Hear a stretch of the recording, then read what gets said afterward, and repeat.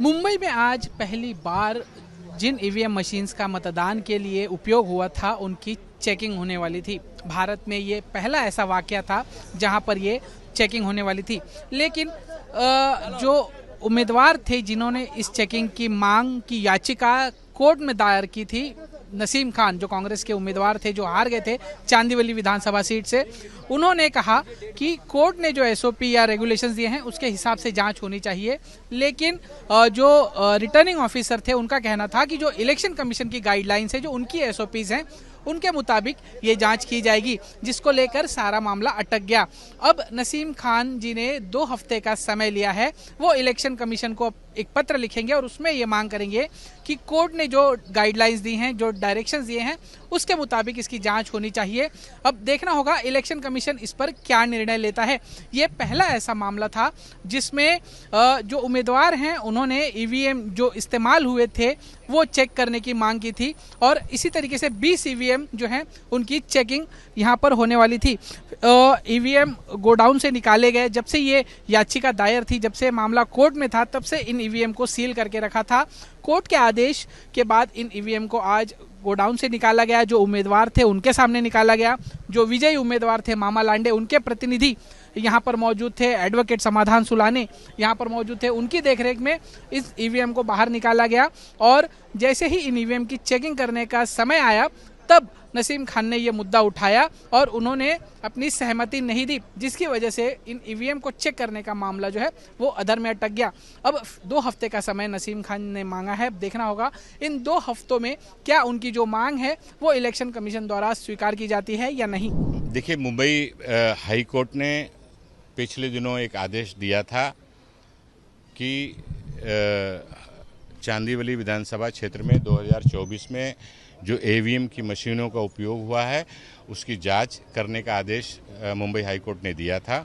आज हमारे साथ हमारे सीनियर एडवोकेट बिपिन जोशी और अमेरिका के पूर्व प्रेसिडेंट श्री बराक ओबामा के जो एडमिनिस्ट्रेटिव टीम के आईटी इंजीनियर हैं श्री देशपांडे जी, आज हम सारे लोग यहाँ पर आए थे और हमें लगा था कि आज दूध का दूध पानी का पानी होगा और जो शंकाएं हैं मशीनों में, जो चीज़ हो सकता है, क्या गलती हो सकती है, उन तमाम सारी चीज़ों की जांच आज हो जाएगी ताकि सारी सच्चाई सामने देश के सामने आएगा।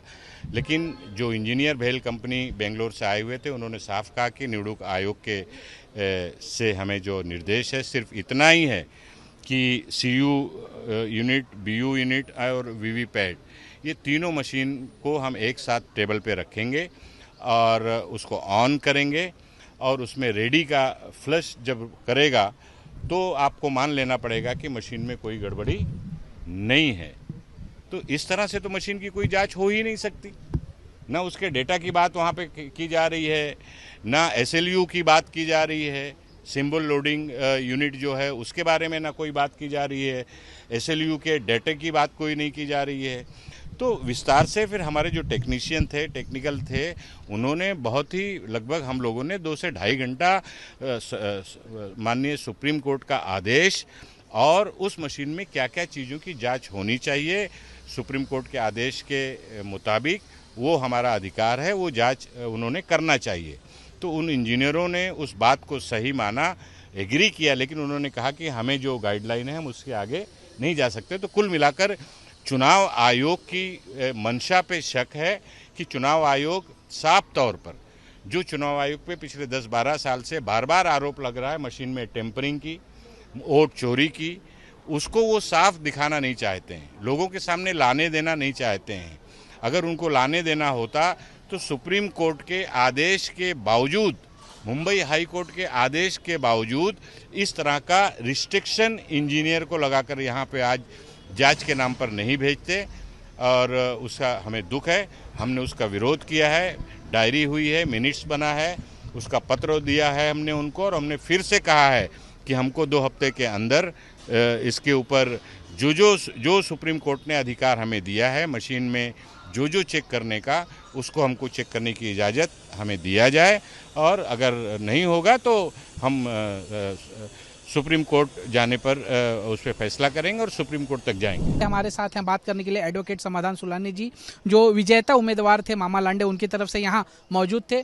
सुलानी जी, क्या हुआ अंदर, क्यों जांच नहीं हो सकी, क्यों शुरू ही नहीं हुआ आज? नहीं, जांच का सब्जेक्ट ऐसा था, जो एसओपी के इलेक्शन कमीशन सर्वोच्च न्यायालय ने जो ऑर्डर दिया था इलेक्शन कमिश्नर को, एक एसओपी बनाई गई थी, वो एसओपी के हिसाब से काम होना चाहिए था, इधर के रिटर्निंग ऑफिसर का कहना है।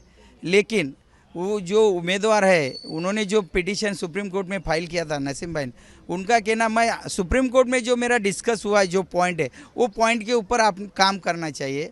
लेकिन इन्होंने बोला हमको जो इलेक्शन कमिश्नर ने जो एसओपी दिया वो हिसाब से हम काम करेंगे, उसके सिवा दूसरा काम नहीं कर। आपको कुछ कहना रहेगा तो आप एक एप्लीकेशन दे दो, आपको क्या टाइम चाहिए, आपको कोई डिस्कशन करना है तो वो हिसाब से आप डिसाइड होएगा। तो क्या एप्लीकेशन दिया है या कितना समय लिया है? अभी उन्होंने उधर उनके एडवोकेट के माध्यम से बोला गया 2 वीक का टाइमिंग लेंगे, 2 वीक के बाद जो भी उनको जो चीज़ है वो क्लेरिफाई करने का कोशिश करेंगे। जी। लेकिन क्या कोर्ट ने भी कोई एसओपी या रूल्स एंड रेगुलेशंस दिए थे? कोर्ट ने नहीं दिया था, कोर्ट ने इलेक्शन कमिश्नर को बोला था, ये इलेक्शन कमिश्नर ने तैयार किया गया हुआ एसओपी है। तो जब कोर्ट ने कोई रूल्स एंड रेगुलेशन ही नहीं दिया, एसओपी नहीं दिया, तो फिर किस आधार पर यह मांग हुई? अभी उनका कहना है जो सुप्रीम कोर्ट बड़ा है, तो उसने जो बोला है वो पॉइंट पे आप डिस्कशन करना चाहिए। उन्होंने बोला हमको इलेक्शन कमिश्नर हम बाइंडिंग है, सुप्रीम कोर्ट ने डायरेक्शन दिया इलेक्शन कमिश्नर, लेकिन हमारे जो बॉस है इलेक्शन कमिश्नर, हमको उसने जो बताया वही हम फॉलो करेंगे। तो अब आगे क्या, इसका मतलब आज तो शुरू ही नहीं हुआ? शुरू नहीं हुआ, अभी 2 वीक का टाइम मांगा है, 2 वीक के बाद डिसाइड होगा। उसके आगे जो भी रहेगा वापस जो डिस्कशन होगा वही फाइनल होएगा। बिल्कुल, तो 2 हफ्ते का समय मांगा गया है, जिसके बाद ये तय होगा कि किस तरीके से इन मशीन्स की जो है वो चेकिंग होगी। क्या ये चेकिंग जो इलेक्शन कमीशन की तय एसओपी है उसके हिसाब से होगी, या जो अदालत ने दी थी जैसा कि नसीम खान मांग कर रहे हैं उसके हिसाब से होगी? अब देखना होगा 2 हफ्ते के बाद क्या निर्णय निकल कर सामने आता है। कैमरामैन साहिल चौहान के साथ दीपेश त्रिपाठी, मुंबई आज तक।